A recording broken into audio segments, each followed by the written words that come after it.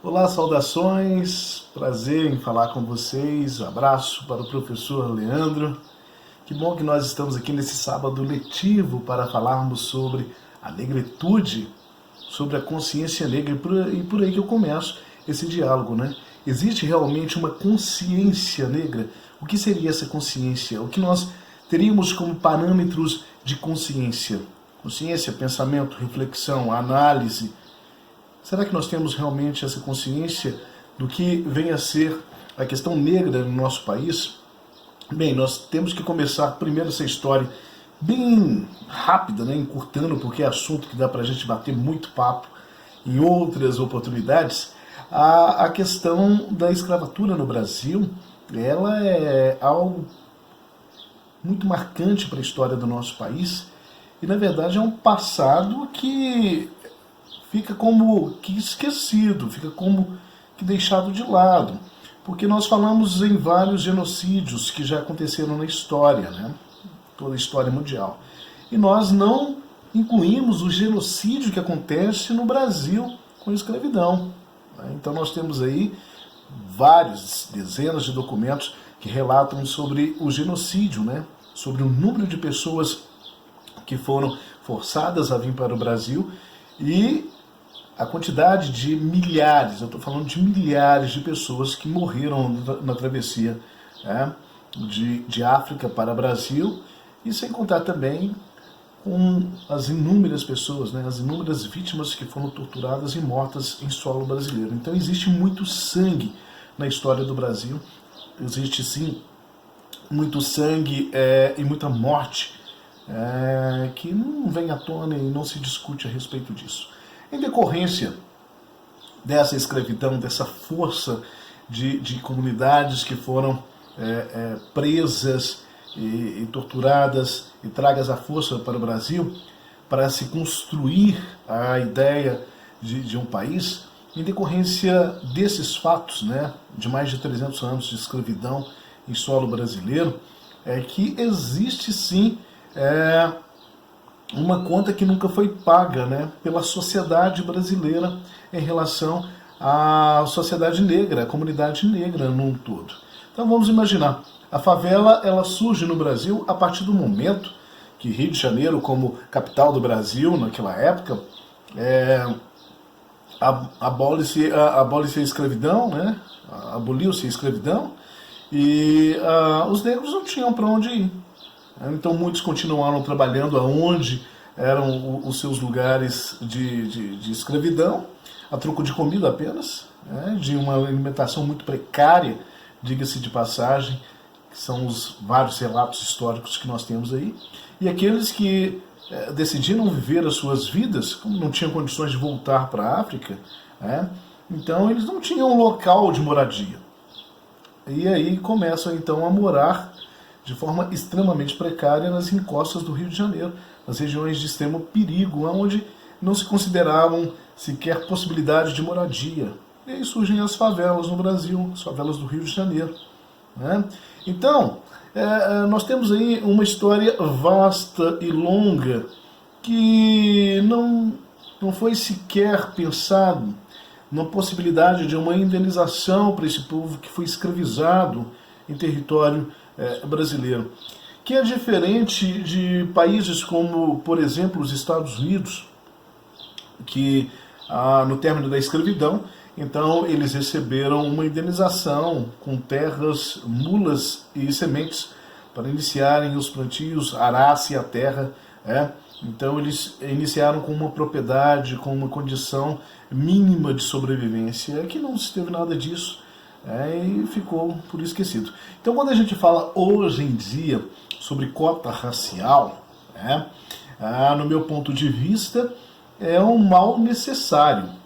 Não sou favorável, mas acredito que é uma das poucas possibilidades que se tem de equidade social.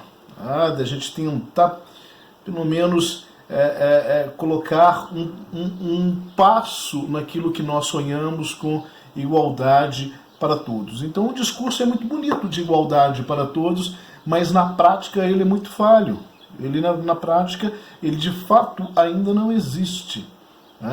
Então, quando se diz cotas dentro dos concursos públicos federais, eu acho que não deveria ser só os federais, também os estaduais, os municipais. Tá? Por quê? Digo mais uma vez, não sou favorável às cotas. Eu acho que o ser humano é ser em todo o sentido, essência, de todas as maneiras. Mas, no entanto, nós temos aí uma deficiência histórica, tá? Que precisa em algum momento ser discutida, que precisa em algum momento ser levada a sério, que precisa em algum momento ser analisada, ser refletida, e coisas sérias como a questão dessa desigualdade possa ser de fato debatida e que possa medidas públicas surtirem efeito nesse sentido. Ok? Então, volto a reafirmar, não sou favorável às cotas, eu acho que todo mundo tem que ser tratado de forma igual, em todos os sentidos, mas, do outro lado, eu vejo que é um mal necessário, é preciso. Tá? Por quê? Vamos pensar um pouquinho a respeito da história educacional do próprio negro. Então, voltando mais uma vez, usando os Estados Unidos como um parâmetro, balizador de ideias dentro da escravidão, nos Estados Unidos, há mais de 100 anos, o negro já vai para a faculdade, o negro já tem o direito de estudar e de se formar, de se conseguir o ensino superior, e houve incentivos para que isso acontecesse. Eu estou falando de mais de 100 anos atrás. Então você tem aí as universidades, principalmente da Carolina do Sul, que há mais de 100 anos são universidades destinadas à comunidade negra, onde os americanos têm a questão racial muito bem definida. Então, nós imaginamos que existe uma comunidade enorme negra nos Estados Unidos. Né? Na verdade, são 13% da população americana, 13% apenas negra.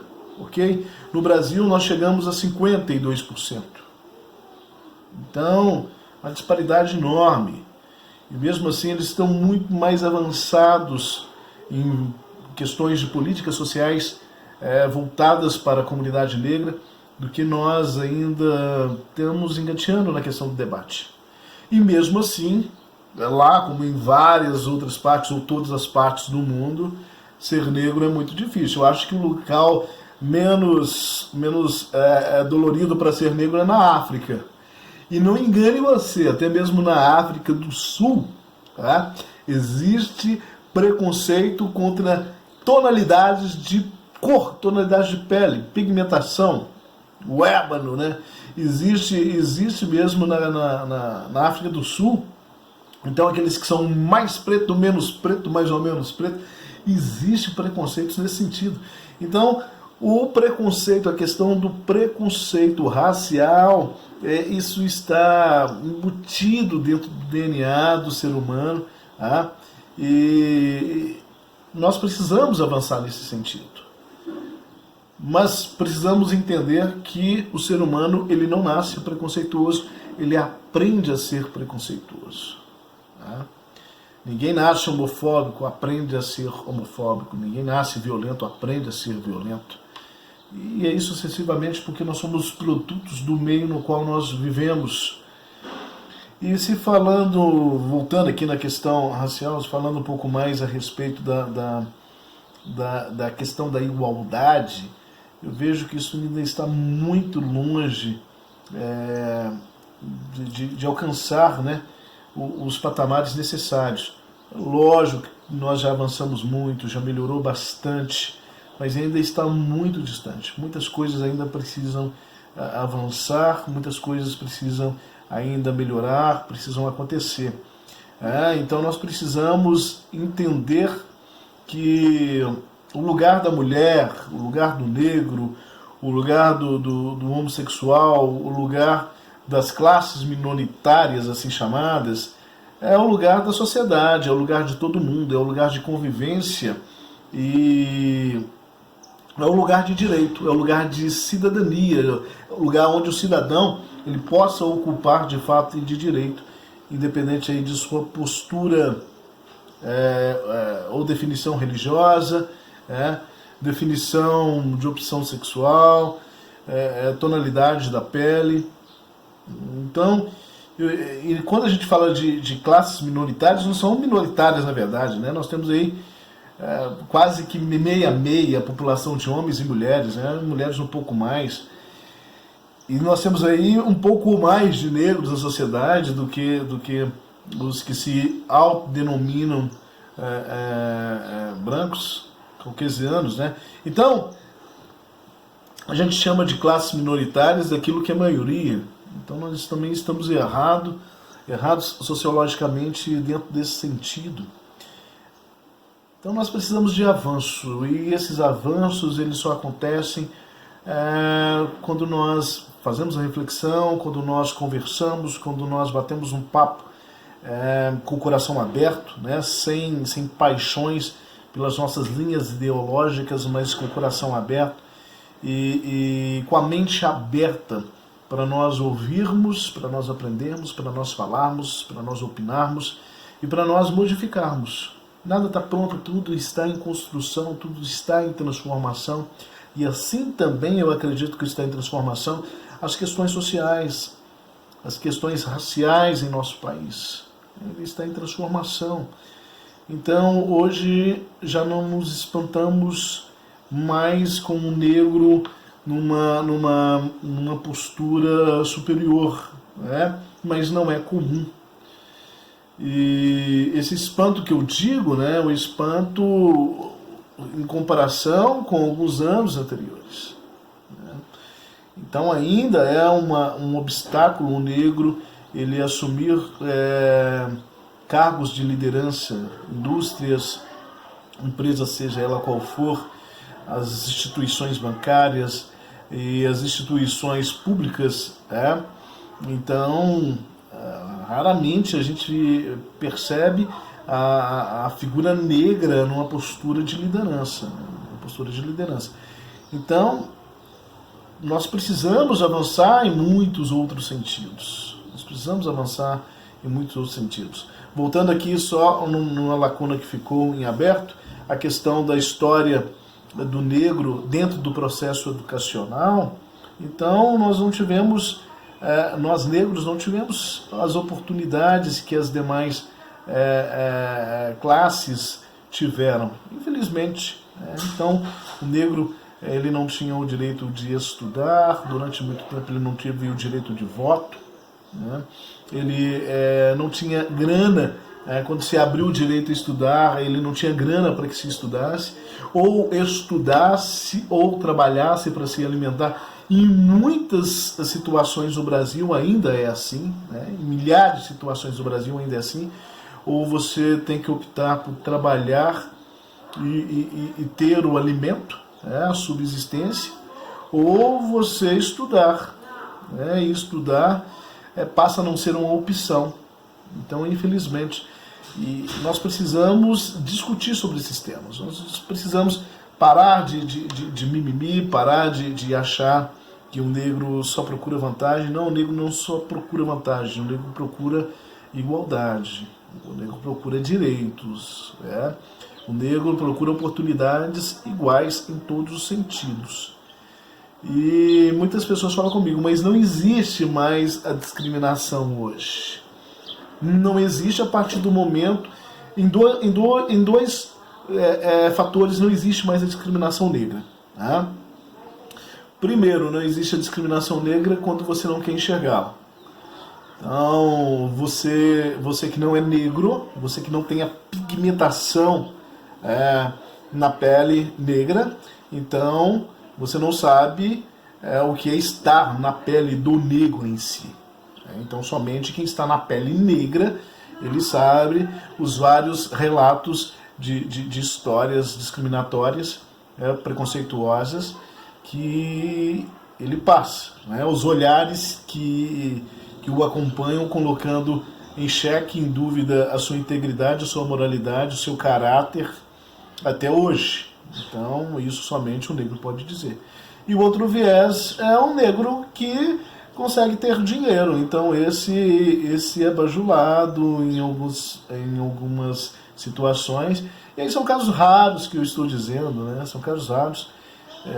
Dos negros bem-sucedidos, e são pouquíssimos, uma parcela extremamente pequena da nossa sociedade, mas são as duas situações na qual o negro não passa essa discriminação, esses olhares que o rotulam e que coloca em xeque a sua moral, a sua integridade, a sua ética e a sua capacidade de entendimento, sabedoria, conhecimento.